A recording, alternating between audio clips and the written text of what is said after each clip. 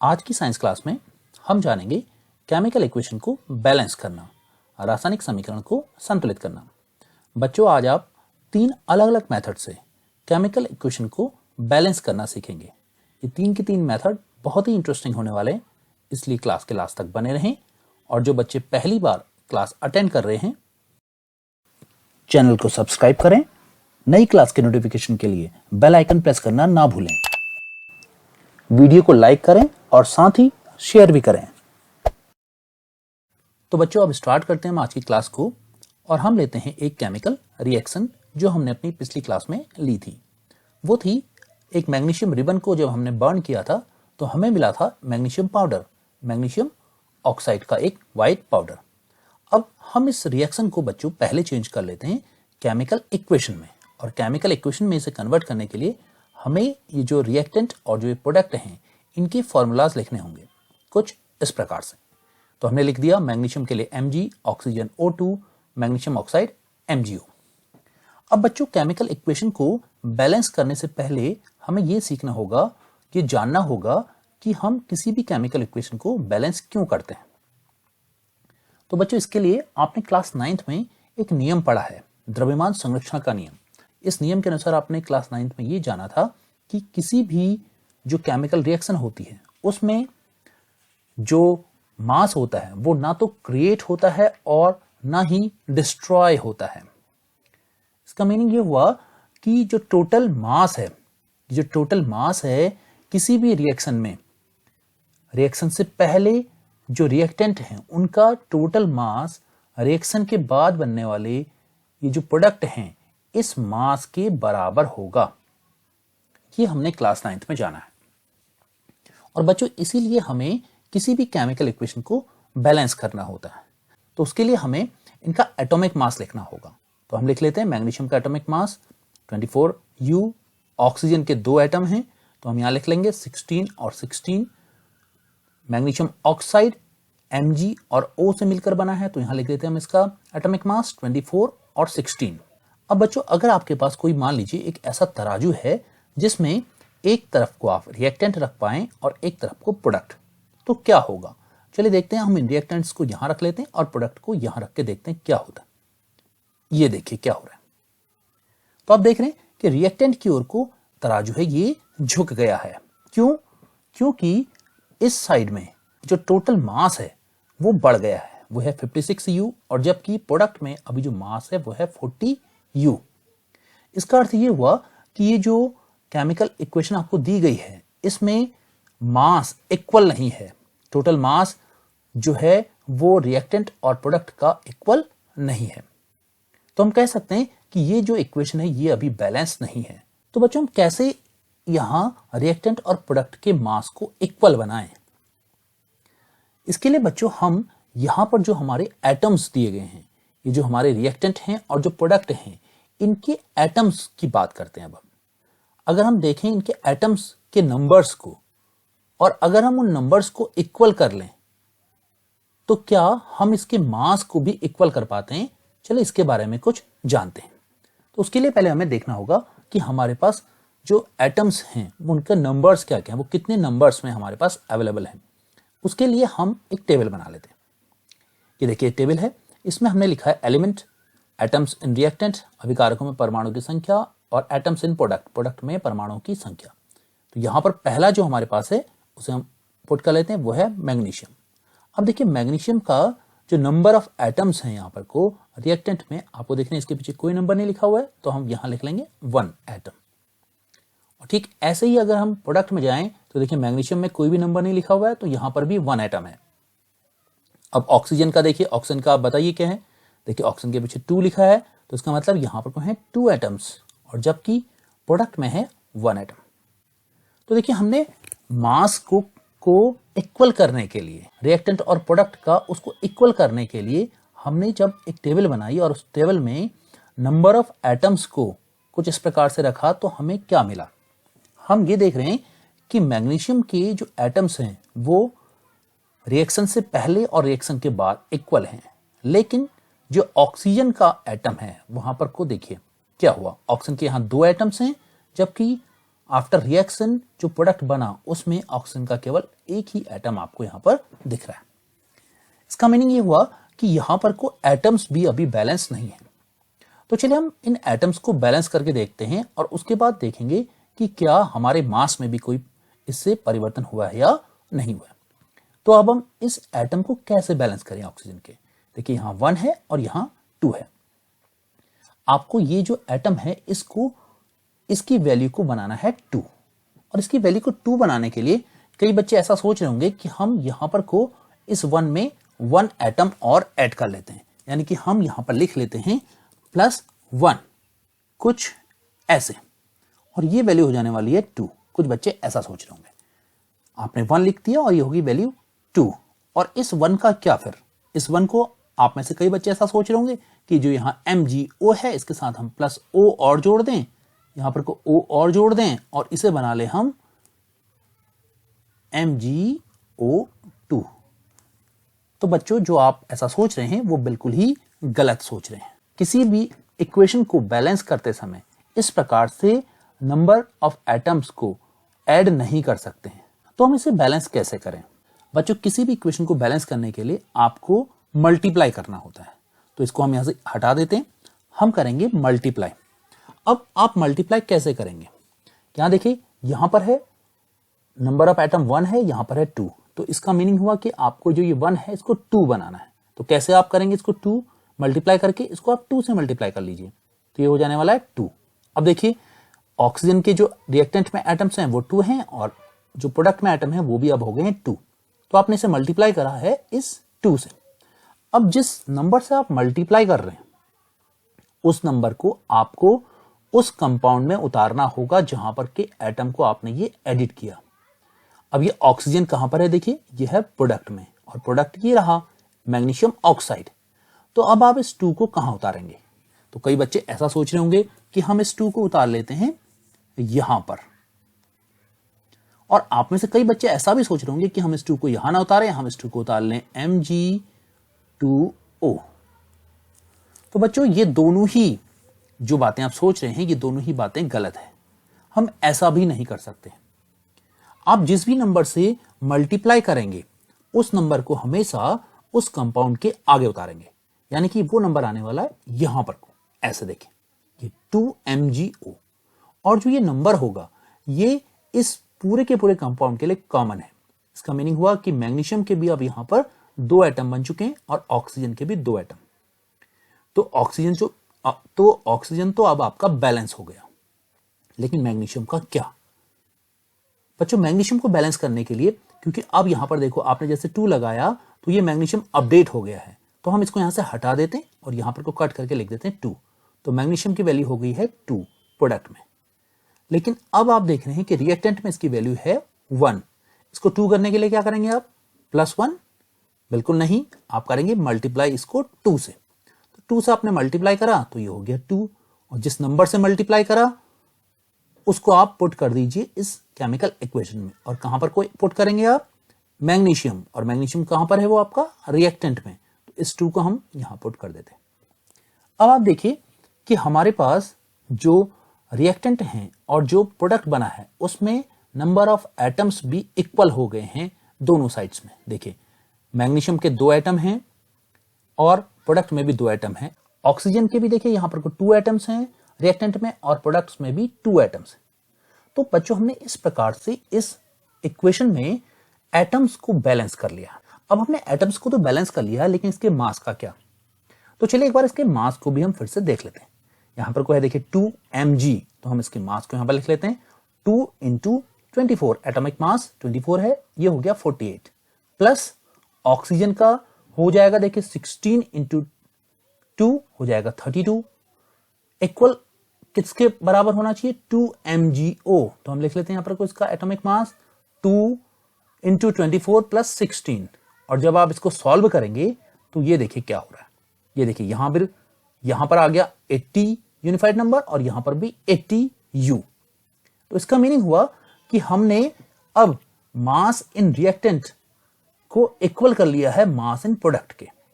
तो हम कह सकते हैं कि अगर आपको कोई इक्वेशन दी गई हो और उसमें आप उसके एटम्स को बैलेंस कर लें तो उस इक्वेशन का मास भी बैलेंस हो जाता। तो बच्चों, इस मेथड के द्वारा हम किसी भी केमिकल इक्वेशन को बैलेंस करेंगे, और जिस मेथड से हमने इसे बैलेंस करा इसे हम कहते हैं टेबल मेथड।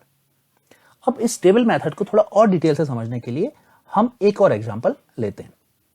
तो चलिए हम इस एग्जांपल में ले लेते हैं केमिकल रिएक्शन, जो कि है nitric acid plus calcium hydroxide. Reaction के बाद जो प्रोडक्ट बनता है वो है कैल्शियम नाइट्रेट और वाटर। अब इसको हम केमिकल इक्वेशन में कन्वर्ट कर देते हैं। तो नाइट्रिक एसिड के लिए सिंबल हो गया HNO3, calcium hydroxide CaOH whole twice, calcium nitrate CaNO3 whole twice plus H2O। तो चलिए टेबल मेथड से अब हम इसको सॉल्व कर रहे हैं। और क्यों सॉल्व कर रहे हैं, क्यों बैलेंस कर रहे हैं? क्योंकि law of conservation of mass के लिए हमें द्रव्यमान संरक्षण के नियम का पालन करना है, इसलिए हम इसको बैलेंस करेंगे। तो इसके लिए हम बना लेते हैं एक टेबल। बच्चों, आप भी अपने नोटपैड में इसे नोट करते हुए चलिए, ताकि आप केमिकल इक्वेशन को बहुत आसानी से बैलेंस करना सीख जाएं। तो इसलिए आप लोग बिल्कुल जैसे जैसे मैं यहां आपको समझा रहा हूं, आप भी ऐसे ही नोट करते हुए चलिए। देखिए यहां पर को आपने क्या उतारना है, सबसे पहले यहां पर को जितने भी आपके ये जो एलिमेंट्स हैं इनको आपने उतार देना है। तो सबसे पहले आप यहां से उतार लीजिए। देखिए हाइड्रोजन, आप भी नोट करिए ऐसे ही। हाइड्रोजन, नंबर ऑफ एटम्स कितने हैं इसके, अभिकारकों में परमाणु की संख्या कितनी है। देखिए यहां पर को देखिए, H के पीछे कोई नंबर नहीं लिखा है 1, लेकिन अब आगे बढ़िए। देखिए यहां पर कितने हो गए, देखिए 2। देखिए ये है ना, यहां पर को CaOH whole twice. Whole twice का मतलब है, देखिए OH को एक ब्रैकेट में इनक्लोज करके रखा हुआ है और उसके बाहर तक लिखा है 2। तो ये जो 2 है इसकी वैल्यू कॉमन है इस ऑक्सीजन और इस हाइड्रोजन के लिए। तो हाइड्रोजन के एटम्स भी हो गए 2 और इस हाइड्रोजन का यहां पर है 1, तो 1 प्लस 2 ये हो गया 3। और प्रोडक्ट में कितना है, देखिए प्रोडक्ट में यहां तो हाइड्रोजन नहीं है, लेकिन H2O में देखिए यहां पर को हाइड्रोजन के हैं 2 एटम्स, तो यहां पर 2 एटम्स हम ऐसा लिख लेते हैं।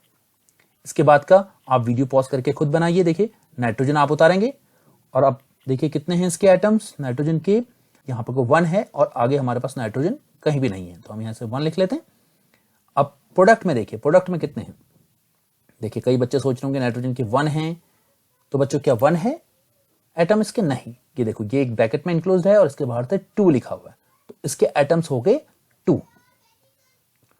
अब अगर आपको इतना आ गया है तो ऑक्सीजन को आप खुद करके देखिए। देखिए ऑक्सीजन का कितना आपका वैल्यूज आ रही हैं। अगर आपने कर लिया है तो अब यहां से मैच करिए। देखिए ऑक्सीजन की जो नंबर ऑफ एटम्स हैं वो कितने आ रहे हैं। देखिए ऑक्सीजन यहां पर है 3 एटम्स और यहां पर हैं 2, तो 3 प्लस 2 5। और प्रोडक्ट में देखिए 3 2 जा 6 प्लस 1 7 एटम्स। और इसके बाद जो लास्ट है वो है कैल्शियम। कैल्शियम Ca, इसका यहां पर कोई नंबर नहीं लिखा है, तो 1 इसकी वैल्यू आ गई और यहां पर को भी 1, तो प्रोडक्ट में भी 1। तो कुछ इस प्रकार से बच्चों सबसे पहला काम होता है टेबल मेथड में एक टेबल बनाना, और उसमें जितने भी जो आपके रिएक्टेंट और प्रोडक्ट हैं उनके जो एलिमेंट्स हैं उनको उतार लेना, उनके नंबर ऑफ एटम्स को भी कुछ इस प्रकार से आपने उतार लेना। इसके बाद आपका जो सेकेंड स्टेप शुरू होगा इसको सॉल्व करने का, वो ये है कि जो आपको सबसे इजी लगे वहां से आप सॉल्व करना शुरू करें। देखिए कैसे इजी लगे, यहां पर देखिए हाइड्रोजन के 3 एटम्स हैं, यहां 2 एटम्स हैं, तो इसको हमें सॉल्व करना थोड़ा टफ हो सकता है। फिर नाइट्रोजन में आ जाते हैं हम, यहां एटम्स हैं रिएक्टेंट में 1 और प्रोडक्ट में है 2। ऑक्सीजन के हैं 5 7, कैल्शियम का 1 और 1, तो हमें सबसे जो इजी लग रहा है वो है नाइट्रोजन। इसके 1 है यहां पर को रिएक्टेंट में, जबकि प्रोडक्ट में है 2, तो इस 1 को 2 करने के लिए क्या करेंगे आप, इसे 2 से मल्टीप्लाई कर लीजिए कुछ इस प्रकार से। और इस 2 को कहां पुट करेंगे, जहां नाइट्रोजन है। नाइट्रोजन कहां है, देखिए रिएक्टेंट में नाइट्रिक एसिड के साथ HNO3, और इस 2 को हम पुट कर देंगे इस पूरे के पूरे कंपाउंड से पहले कुछ इस प्रकार से 2। और जब आपने ऐसा किया तो अब आपकी वैल्यू होगी, देखिए नाइट्रोजन की 2 और प्रोडक्ट में भी 2, तो ये नाइट्रोजन तो आपका बैलेंस हो गया है। लेकिन इसके साथ जो लगे हुए और हैं एलिमेंट्स है, जैसे हाइड्रोजन और ऑक्सीजन, वो इस 2 को लगाने से कुछ अपडेट हो गए। देखिए हाइड्रोजन की वैल्यू क्या हो गई है, जो कि पहले थी 3, अब क्या हो गई है, देखिए हाइड्रोजन के आगे है 2 और ये 2 और 2 4, तो इसको हम इसे अपडेट कर लेते हैं। यहां से ये हो गया 4। अगर ये 4 हो गया है तो अब हम यहां पर भी इसे आसानी से 4 कर सकते हैं। कैसे, इसको 2 से आप मल्टीप्लाई कर लीजिए, ये भी 4 हो जाने वाला है। और ये 2 आप कहां उतारेंगे, इस 2 को आप पुट करेंगे जहां पर हाइड्रोजन है आपका प्रोडक्ट्स में, तो प्रोडक्ट में हाइड्रोजन है H2O में, तो यहां पर को आप 2 उतार लेंगे कुछ इस प्रकार से। तो देखिए 2 2 जा 4, हाइड्रोजन की जो एटम्स हैं वो हो गए 4।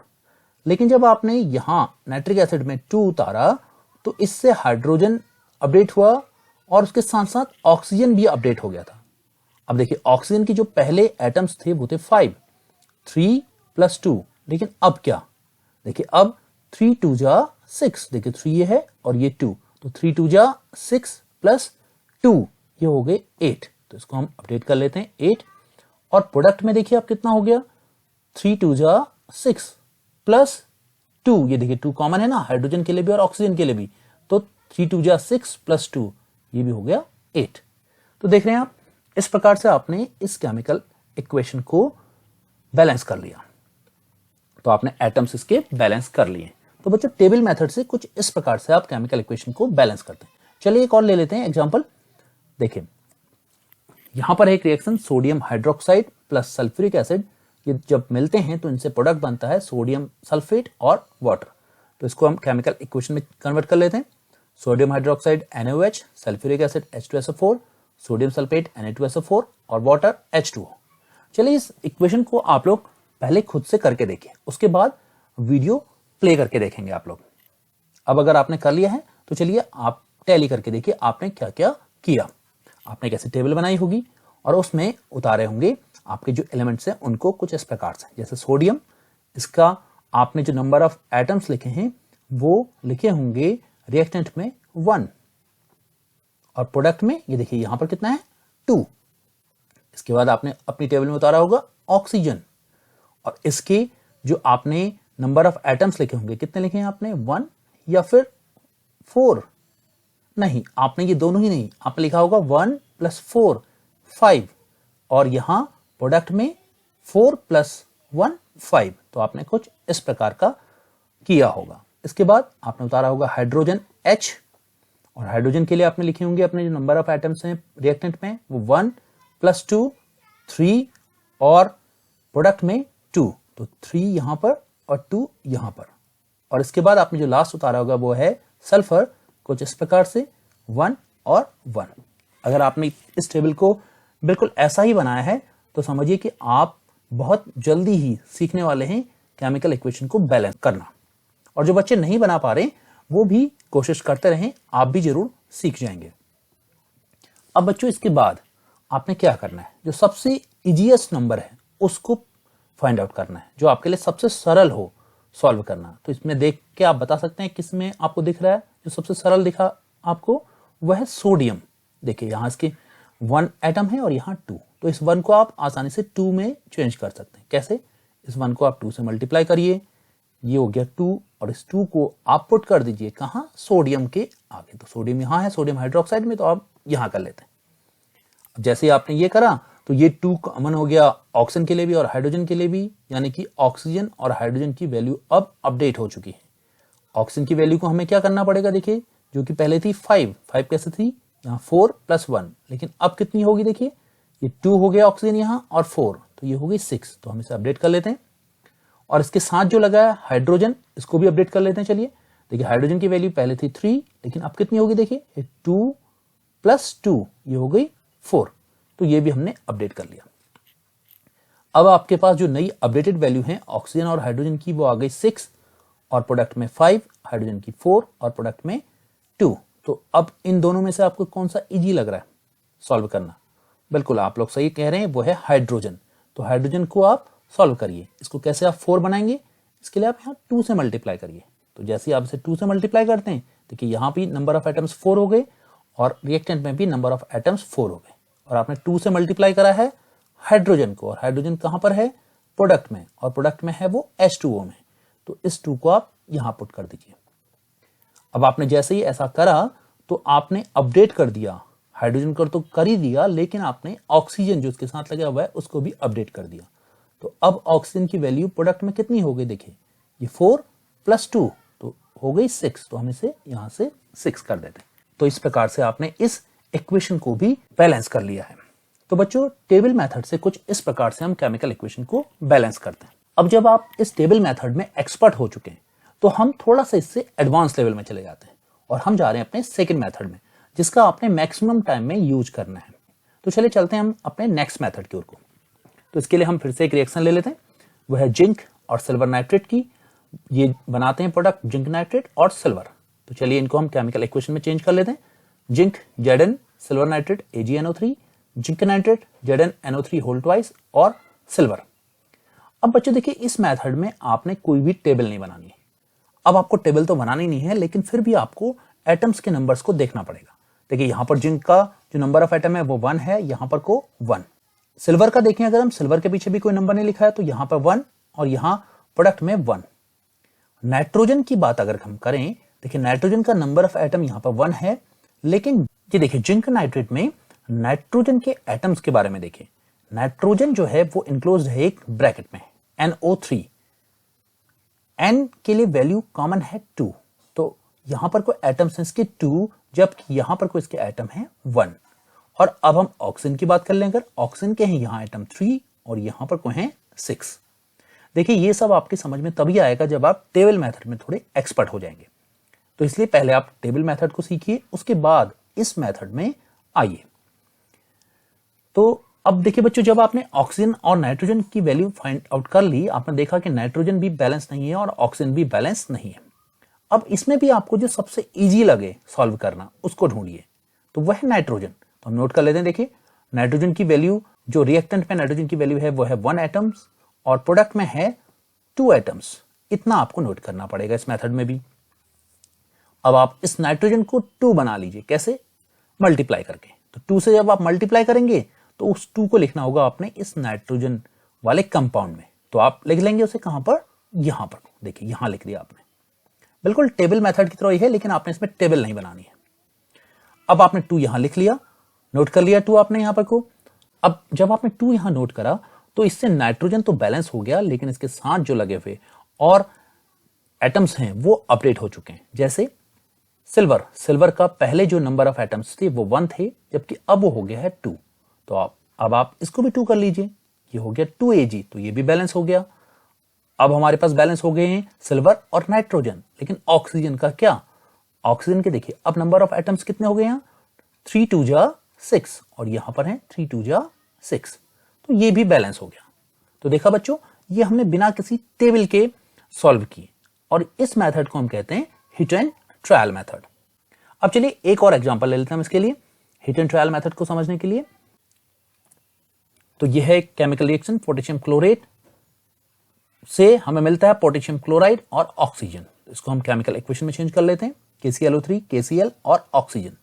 अब देखिए यहां पर को हम पहले देखते हैं कि सबसे इजी किस एटम को सॉल्व करना होगा हमारे लिए। पोटेशियम 1 और 1 दोनों जगह बैलेंस है, क्लोरीन 1 और 1 बैलेंस है, ऑक्सीजन 3 और 2। यहां सिर्फ हमारे पास ऑक्सीजन को ही सॉल्व करना है हमें, बाकी और जो एटम्स हैं वो सबके सब आपको दिख रहे हैं बैलेंस। तो चलिए नोट कर लेते हैं हम। ऑक्सीजन का जो नंबर ऑफ एटम है रिएक्टेंट में वो है 3, प्रोडक्ट में है 2। अब देखिए बच्चों, ये एक ऐसा नंबर आ गए हैं आपके पास, एक जगह आ गया है ऑड नंबर, एक जगह आ गया इवन नंबर, एक जगह आ गई विषम संख्या और एक जगह आ गई सम संख्या। और ये आपस में को प्राइम नंबर भी हैं, ये आपस में स अविभाजित नंबर भी हैं। तो जब ऐसे नंबर्स आ जाएं तो इसका एक सरल सा मेथड है कि आप इनको मल्टीप्लाई कर लीजिए एक दूसरे से। तो देखिए हम इस ऑक्सीजन को अगर सॉल्व करना चाह रहे हैं तो हम इसे मल्टीप्लाई कर लेते हैं 3 से। कैसे? देखिए जो प्रोडक्ट में हम यहां लिख लेते हैं 3O2, तो इसकी वैल्यू होगी 3 2 जा 6 और यहां पर आप क्या करेंगे? अब इसको 2 से मल्टीप्लाई कर लीजिए। ऑक्सीजन तो बैलेंस हो गई है, 3 2 जा 6 और 3 2 जा 6, लेकिन पोटेशियम और क्लोरीन जो पहले बैलेंस थे वो अब बैलेंस नहीं रहे। पोटेशियम का देखिए आप यहाँ पर 2 एटम्स हैं, जबकि यहां पर को 1 एटम है। क्लोरीन का भी ऐसे ही देखिए यहाँ 2 एटम है, यहां पर को 1 एटम है। तो अब आप क्या करेंगे? यहां भी 2 पुट कर दीजिए। तो ये आपकी जो केमिकल इक्वेशन है वो बैलेंस हो गई। बच्चों इस इक्वेशन को हम एक और मेथड से भी सॉल्व कर सकते हैं, वो भी हिट एंड ट्रायल मेथड ही है। इस मेथड में देखिए आपने अभी भी यहां वैल्यू लिखी थी ऑक्सीजन की 3 और ऑक्सीजन की यहां 2। तो इस 2 को आप कैसे 3 बनाएं? इसके लिए आप इसको 3/2 से मल्टीप्लाई कर लीजिए। देखिए आप 2 से 2 को कैंसिल आउट हो जाएगा तो यहां रह जाने वाला 3, तो ऑक्सीजन हो जाएगी वैल्यू 3। तो आप क्या करेंगे? देखिए इस ऑक्सीजन में जहां पर ये 2 वैल्यू है उसे आप 3/2 से मल्टीप्लाई कर लीजिए। कैसे? देखिए कुछ इस प्रकार से कि 2 इस 2 से कैंसिल आउट हो जाएगा और यहां रह जाने वाली वैल्यू 3। लेकिन बच्चों हम किसी भी इक्वेशन को ऐसे फ्रैक्शन में नहीं रख सकते। हमें इसको इस 2 की वैल्यू को यहां से हटाने के लिए इस पूरी की पूरी केमिकल इक्वेशन को 2 से मल्टीप्लाई भी करना होगा। तो आप इस पूरी इक्वेशन को 2 से मल्टीप्लाई कर लीजिए। जब इसे 2 से मल्टीप्लाई करेंगे तो यहां क्या होगा बच्चों, देखिए 2 3 जा 6 और 2 से जब आप उसे डिवाइड करेंगे तो वो रह जाने वाला है 3। फिर 2 से हम पोटेशियम क्लोराइड को मल्टीप्लाई करेंगे तो ये हो जाएगा 2KCl। फिर 2 से हम पोटेशियम क्लोराइड को मल्टीप्लाई करेंगे तो ये हो जाएगा 2KClO3।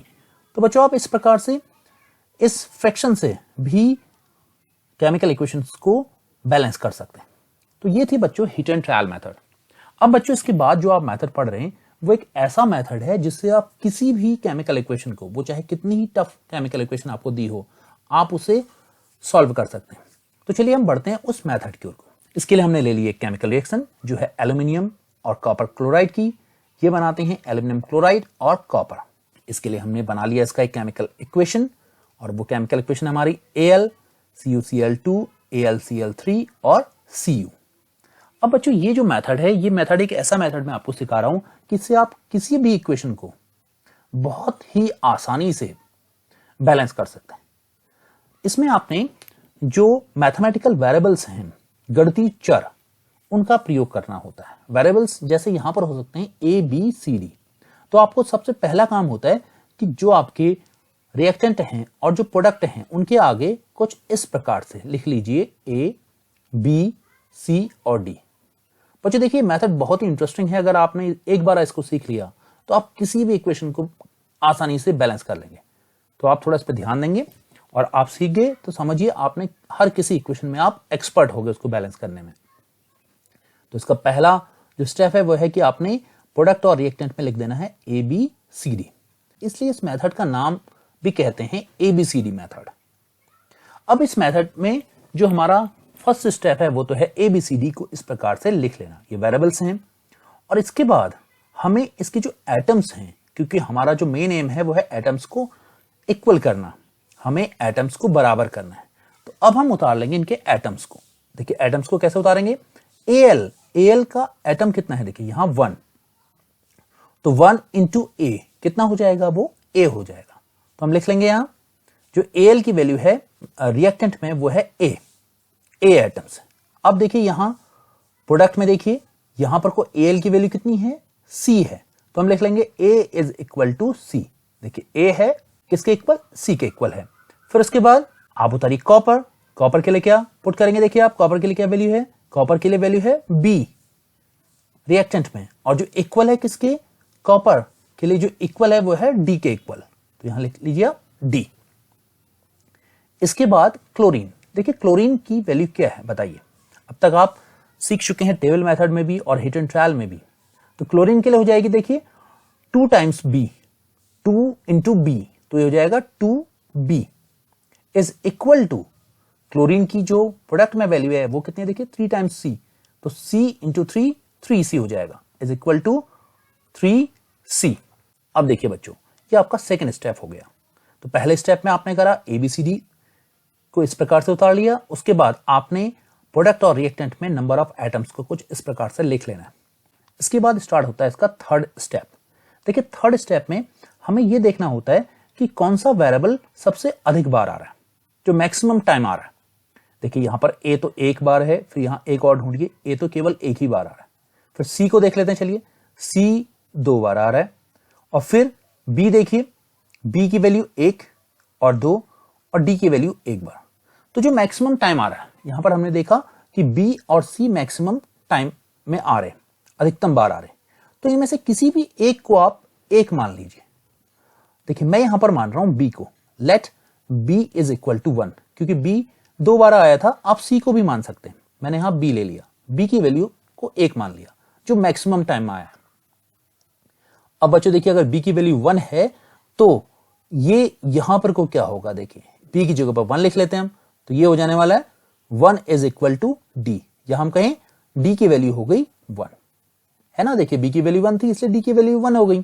आपके पास पहले से ही है B की वैल्यू 1, तो इस B की वैल्यू 1 से आप इस वाले इक्वेशन को भी सॉल्व कर सकते हैं। कैसे, देखिए ये हो जाने वाला है 2 इंटू 1, 2 1 जा 2 इज इक्वल टू 3c। देखिए 2 इंटू 1 हो गया, 2 इज इक्वल टू 3c और c इज इक्वल टू हो जाएगा 2/3।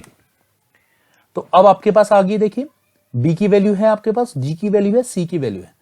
तो अब आप a की वैल्यू भी निकाल सकते हैं क्योंकि a is equal to c है, so that a is equal to 2/3, क्योंकि c की वैल्यू है 2/3। तो अब देखिए आपके पास ये 4 वैल्यूज आ गई, a की, b, c और d। अब ये जो चारों वैल्यूज हैं इन जगहों पर पुट कर लीजिए। देखिए a की जगह पर हम उतार लेते हैं 2/3, b की जगह पर 1, c की जगह पर 2/3 और d की जगह पर 1। कुछ इस प्रकार से। अभी भी आपने हिट एंड ट्रायल में भी ये देखा था, जब फ्रैक्शन आ जाए तो हमें उस नंबर को वहां से हटाना होता है। तो हम यहां ऐसे 2/3 नहीं लिख सकते हैं, हमें इस 3 को यहां से हटाना है। अब हम इस 3 को हटाने के लिए क्या करेंगे बच्चों, इस पूरी इक्वेशन को आप मल्टीप्लाई कर लीजिए 3 से। तो जब आप 3 से मल्टीप्लाई करेंगे तो क्या हो जाएगा, देखिए यहां पर रह जाने वाला है 3 से। जब आप इसे मल्टीप्लाई करेंगे तो 3 2 जा 6 और 3 से जब इसे डिवाइड करेंगे तो कितना हो जाएगा यहां पर को 2। फिर इससे मल्टीप्लाई करिए, ये हो जाएगा 3, यहां 2 और ये 3। तो कुछ इस प्रकार से आपकी ये केमिकल इक्वेशन हो गई है बैलेंस। बच्चों जैसा कि मैंने कहा, आपको हो सकता है अब ये टफ लग रही हो, लेकिन ये मेथड बहुत ही इंटरेस्टिंग और बहुत ही इजी मेथड है। एक बार आपने इसको सीख लिया तो आप किसी भी इक्वेशन को बहुत ही जल्दी बैलेंस कर पाएंगे। चलिए एक एग्जांपल और ले लेते हैं ABCD मेथड के लिए। तो इसके लिए हम केमिकल इक्वेशन बना लेते हैं, PbNO3 whole twice, PbO, NO2 और O2। अब देखिए हम फिर से ABCD, हमारा पहला स्टेप ABCD करना। इसके बाद रिएक्टेंट और प्रोडक्ट के नंबर ऑफ एटम्स को उतार लेते हैं। Pb के लिए ये वैल्यू हो जाने वाली, देखिए A, और जो प्रोडक्ट है उसमें है B, तो हम कहेंगे कि A is equal to B है। फिर इसके बाद नाइट्रोजन की वैल्यू कितनी हो जाएगी, देखिए 2N, तो 2 इंटू A हो जाएगी, यहां हो जाएगी 2A, और जबकि यहां पर है C, तो हम लिखेंगे नाइट्रोजन के लिए 2A इज इक्वल टू, यहां पर देखिए नाइट्रोजन की वैल्यू है C। इसके बाद ऑक्सीजन की है 3 2 जा 6, तो 6 टाइम A हो गया इधर रिएक्टेंट में, और प्रोडक्ट में आप देख रहे हैं O यहां पर है B, फिर यहां आ गया 2C और 2D। तो हम लिख लेते हैं ऑक्सीजन के लिए वैल्यू, देखिए ऑक्सीजन के लिए हो गई 6A, देखिए 6A is equal to B plus 2C plus 2D। अब जो मैक्सिमम टाइम आ रहा है वो वेरिएबल कौन सा है, देखिए A है क्या, A आ रहा है 1 2 3 टाइम, B 1 2 टाइम और C 1 और 2 टाइम। तो मैक्सिमम टाइम हमारे पास A आ रहा है, तो let A is equal to 1। A को हमने 1 मान लिया। अब जब आपने A को 1 ले ली वैल्यू, तो इस वाले का क्या होगा, देखिए तो हम कहेंगे B इज इक्वल टू 1 हो जाने वाला है। यहां पर को C is equal to 2 into 1, तो हम कहेंगे C इज इक्वल टू 2 हो जाएगा। और यहां पे को क्या होगा, देखिए बच्चों 6A है तो 6 हो जाएगा, यहां पे 6 इज इक्वल टू 1। 1 कैसे लिखा हमने, देखिए क्योंकि B की वैल्यू अभी आ गई थी 1, और 2C हमने 4 कैसे करा, देखिए C की वैल्यू आ गई 2, तो 2 2 जा 4 प्लस 2D, क्योंकि हमारे पास अभी D की वैल्यू नहीं मिली है। अब 2D की वैल्यू कैसे निकालेंगे, देखिए आप, ये हो गया 4 प्लस 5, तो हम लिख सकते हैं यहाँ पे 2D is equal to 6 minus 5 is equal to 1।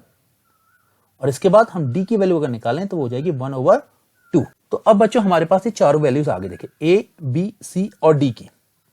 A की आ गई 1, B की 1, C की 2 और D की 1/2। इनको यहां पुट कर लीजिए, A की जगह पर 1, B की जगह पर 1, C की जगह पर 2 और D की जगह पर 1/2। और इस 2 को यहां से हटाने के लिए अब आप क्या करेंगे, इस पूरी इक्वेशन को 2 से मल्टीप्लाई।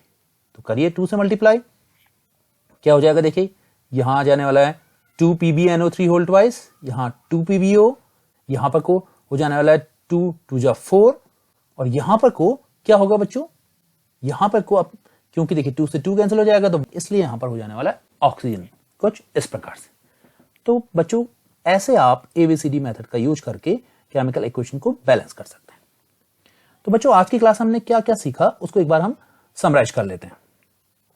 हमने देखिए रासायनिक समीकरण को संतुलित करना सीखा, और इसके लिए हमने 3 जो मेथड्स थे उनका यूज किया। एक हमने किया टेबल मेथड का, जिसमें हमारे कुछ की पॉइंट्स हैं कि आपने पहले टेबल बनानी है और उस टेबल में आपने एटम्स के नंबर्स लिख लेने हैं। उसके बाद आपने बैलेंस करना स्टार्ट करना है जो सबसे सरल हो, और उस बैलेंस करने में भी आपने मल्टीप्लाई करना है। उसके बाद हिट एंड ट्रायल मेथड में भी आपने सबसे पहले स्टार्ट करना है उस एलिमेंट से जो सबसे इजीएस्ट हो, और इसके बाद ABCD के की पॉइंट हैं कि आपने जो रिएक्टेंट और प्रोडक्ट हैं उनमें ABCD लिख लेना है। उसके बाद जो वेरिएबल मैक्सिमम टाइम में आया हो उसकी वैल्यू को 1 मानना है, और उसके बाद इसे सॉल्व करना है। तो बच्चों ये थे हमारे वो 3 इंपॉर्टेंट मेथड्स जिनके थ्रू आप किसी भी केमिकल इक्वेशन को बैलेंस कर सकते हैं। चलिए कुछ क्वेश्चन से जानते हैं कि आज आपने क्या क्या सीखा। तो आपके लिए पहला क्वेश्चन है कि इस इक्वेशन को बैलेंस करने के बाद H2O की वैल्यू कितनी होगी? क्या वो 2H2O होगी या 3H2O होगी या 4H2O होगी या नन ऑफ द अबव होगा? तो बच्चों सोचिए और देखिए, हिट एंड ट्रायल का यूज करके बताइए आप कि क्या H2O की वैल्यू होगी। बिल्कुल आप लोग सही बता पा रहे हैं, इसमें वैल्यू हो जाने वाली है इसकी 2H2O। जब आप इसे हिट एंड ट्रायल मेथड से कर चुके हैं तो आपके पास आ रहा होगा 2H2O। कैसे देखिए, यहां पर देखिए मैग्नीशियम की वैल्यू है 1, यहां भी 1। ऑक्सीजन की देखते हैं हम, ऑक्सीजन की यहां पर को जो नंबर ऑफ एटम्स हैं वो हैं 2, यहां पर को है 1। हाइड्रोजन का देखिए, हाइड्रोजन के हैं 2 + 1 3, और यहां पर हैं 2। तो आप क्या करें, ऑक्सीजन को सॉल्व करना इजी है क्योंकि ऑक्सीजन की यहां है 2 और यहां है 1, तो इसको आप 2 बना लीजिए। देखिए यहां इसको 2 लिख लीजिए। जैसे आप इसको 2 करते हैं तो 2 2 जा 4, तो यहां है देखिए 2 हाइड्रोजन और यहां पर है हाइड्रोजन के 1, तो यह है 2 और 1 3। अब देखिए क्लोरीन, क्लोरीन के यहां है 2 एटम्स जबकि यहां है क्लोरीन के 1, तो आप इसको भी सॉल्व कर लीजिए तो ये हो जाएगा 2। तो आप देख रहे हैं कि ये इक्वेशन सॉल्व आउट हो चुकी है। यहां 2HCl 2 हाइड्रोजन + 2 4, 2 2 जा 4, तो ये आपका ऑप्शन सही होने वाला है। चलिए एक लास्ट क्वेश्चन ले लेते हैं। जो आपको एक इक्वेशन दी गई है इसमें बैलेंस नहीं है, पूछा जा रहा है आपसे कि कौन सा जो कंपाउंड है वो बैलेंस नहीं है। तो इसके लिए भी आपको हिट एंड ट्रायल का यूज करना है। देखिए 3BA, तो BA की वैल्यू 3 है रिएक्टेंट में, और प्रोडक्ट में भी 3BA है, तो ठीक है। क्लोरीन की वैल्यू 3 2 जा 6 है रिएक्टेंट में, और यहां देखिए प्रोडक्ट में यहां पर इसकी वैल्यू है 3, और इसके बाद देखिए एल्यूमिनियम की यहां वैल्यू है 2 जबकि यहां है 1, तो हम इसे यहां पर को 2 कर लें। तो कौन सा वाला ऑप्शन सही हो जाने वाला है आपका कि कौन सा इसमें बैलेंस नहीं है? तो आपके लिए सही हो जाएगा AlCl3, ये बैलेंस नहीं है। तो बच्चों आज की क्लास के लिए यहीं तक, और जिन बच्चों ने पहली बार क्लास अटेंड की है वो चैनल को लाइक शेयर सब्सक्राइब करना ना भूलें, और फिजिक्स की क्लासेस ज्वाइन करने के लिए आप प्लेलिस्ट से जा सकते हैं।